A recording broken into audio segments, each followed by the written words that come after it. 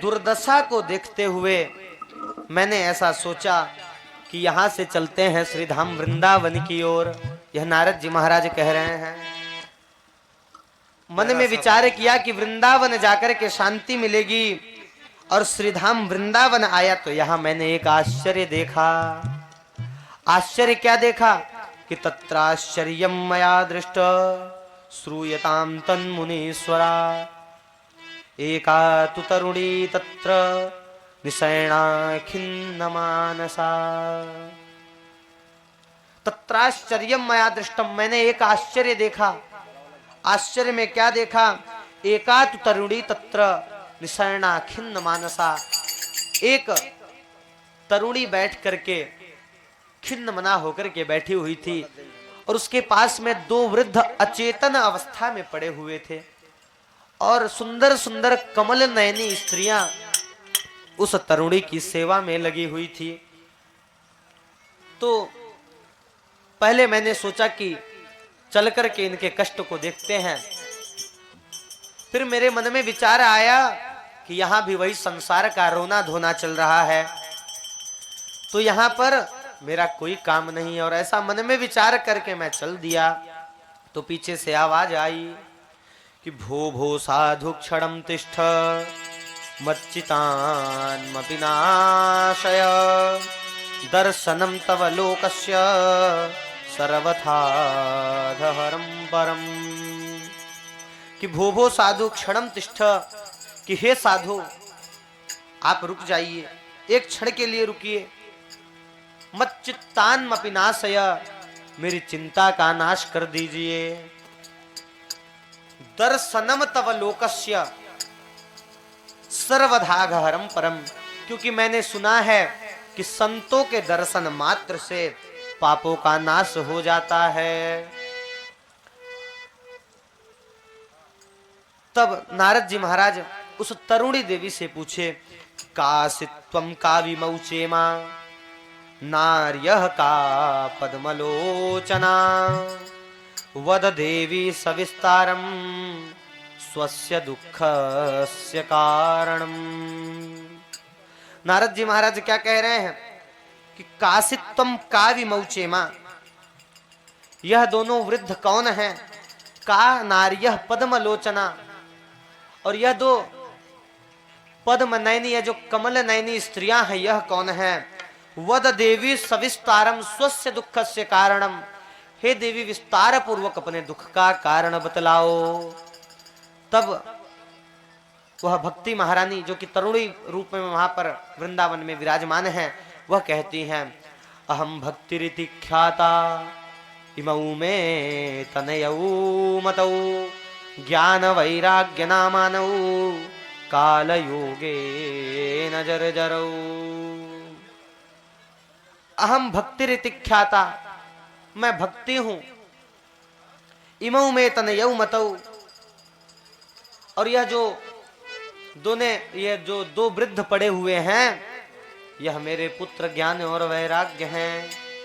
ज्ञान वैराग्य नामान, उनका नाम जो है ज्ञान वैराग्य है। काल योगे न जर्जरौ, जो कि काल की फटकार पा करके वृद्ध हो गए हैं। यह कलयुग आ गया, और इसलिए ज्ञान वैराग्य का मूल खत्म हो गया, इसलिए यह अचेतन अवस्था में पड़े हुए हैं। तब नारद जी महाराज ने कहा था कि विस्तार से बतलाओ, तो यह और भी बता रहे हैं कि इनका जन्म कहाँ हुआ। तो कहती हैं, उत्पन्ना द्रविड़ेशाहम वृद्धिं कर्नाटके गता क्वचित् क्वचिन् महाराष्ट्रे गुर्जरे जीर्णतां गतः। उत्पन्ना द्रविड़ेशाहम, दक्षिण में उत्पन्न हुई। वृद्धिम कर्नाटके गता, कर्नाटक में कुछ वृद्ध हुई। क्वचित क्वचिन महाराष्ट्रे, महाराष्ट्र में कहीं कहीं इनको सम्मान प्राप्त हुआ।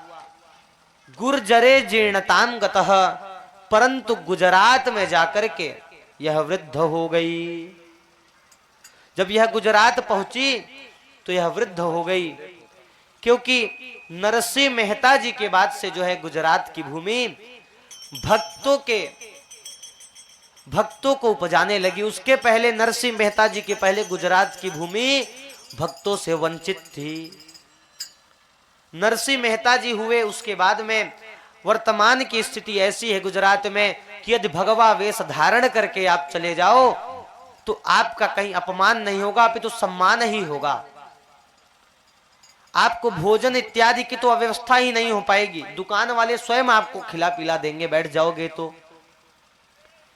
परंतु नरसिंह मेहता जी से पूर्व में यदि छाप, तिलक, चंदन और यह भगवा वस्त्र यदि देख लेते तो हाथ धोकर के पीछे पड़ जाते थे, परेशान करने लग जाते थे, क्योंकि वहां पर भक्ति एकदम शून्य थी, ना भगवान के भक्त थे। इसलिए वर्तमान स्थिति तो वहां की बहुत उत्तम हो गई है। भक्ति महारानी ने इस प्रकार बतलाया। अब भक्ति महारानी आगे कह रही हैं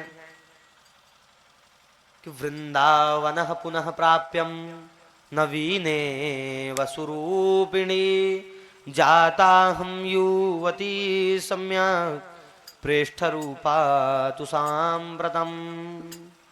वृंदावनम पुनः प्राप्य, वृंदावन में आकर के मैं तो तरुणी हो गई, नवीनेव स्वरूपिणी, मैं तरुणी हो गई, बढ़िया सुंदर हो गई।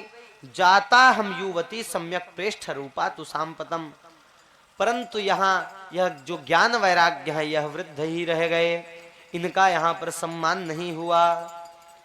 इसलिए नारद जी मैंने तो विचार किया है कि इदम स्थानम परित्यज्य विदेश से गम्यते मया, मैं इस स्थान को छोड़ करके विदेश चली जाऊंगी।